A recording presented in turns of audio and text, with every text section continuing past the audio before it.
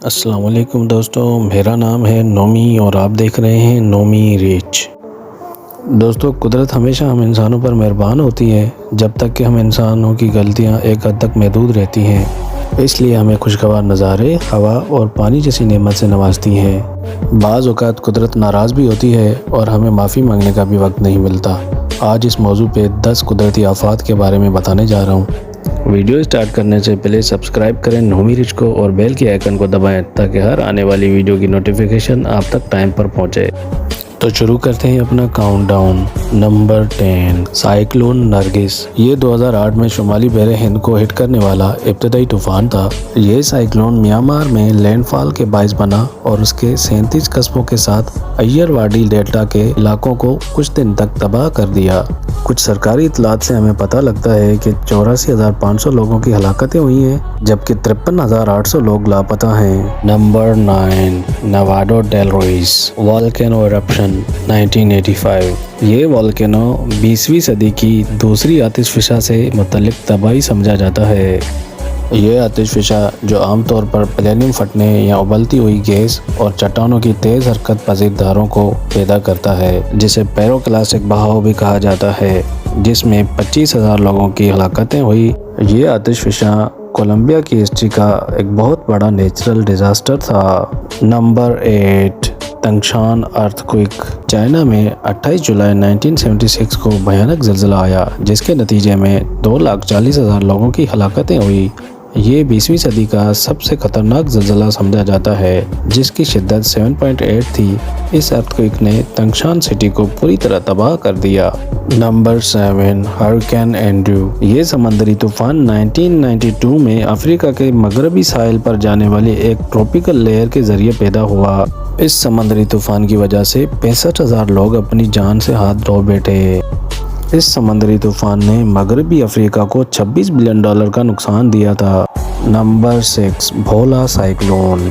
سن 1970 میں جب بنگلہ دیش پاکستان کا حصہ ہوا کرتا تھا، بھولا سائیکلون نے 185 کلومیٹر فی گھنٹے کی رفتار سے بنگلہ دیش کو ہٹ کیا تھا، جس کے نتیجے میں 85% پراپرٹیز کو نقصان پہنچا اور مالی طور پر بنگلہ دیش کو $490 بلین کا نقصان پہنچا۔ کچھ سرکاری اطلاعات سے پتہ چلتا ہے کہ اس سائیکلون کی وجہ سے 45% آبادی کو نقصان پہنچا تھا اور تقریباً 5 لاکھ لوگ غائب ہیں۔ نمبر 5، نیوزی لینڈ ارتھ کوئک۔ یہ زلزلہ کرسٹ چرچ کے نام سے بھی جانا جاتا ہے جس کی شدت 6.3 تھی۔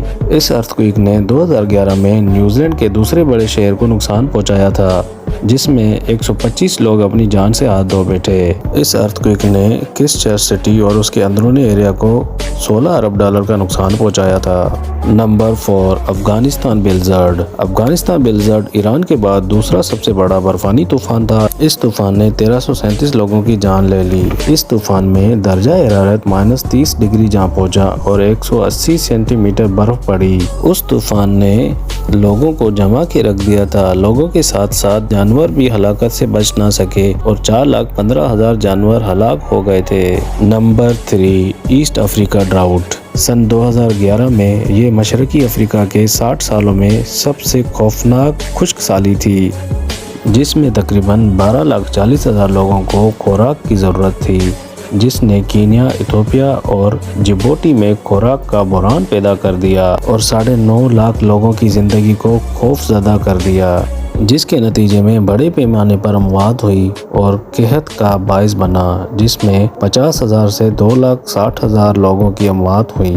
Number 2، European heat wave. اس گرم لہر نے یورپ کے کچھ ملکوں میں صحت کا بحران پیدا کر دیا تھا اور خشک سالی کی وجہ سے فصلوں کی قلت پیدا ہوئی، خاص طور پر یوکرین میں جہاں گندم کی 75% فصلوں کو نقصان پہنچا۔ یہ ہیٹ ویو سن 1540 کے بعد گرم ترین ہیٹ ویو تھی۔ اس ہیٹ ویو کی لپیٹ میں صرف فرانس میں ہی 14,802 ہلاکتیں ہوئی تھیں۔ Number 1، Spanish influenza. یہ کورونا وائرس کی طرح ایک انفلوئنزا وائرس تھا جس کی لپیٹ میں پوری دنیا آئی تھی۔ یہ وائرس سن 1918 سے لے کر 1920 تک چلتا رہا۔ اس وائرس کو اسپینش فلو بھی کہا جاتا ہے۔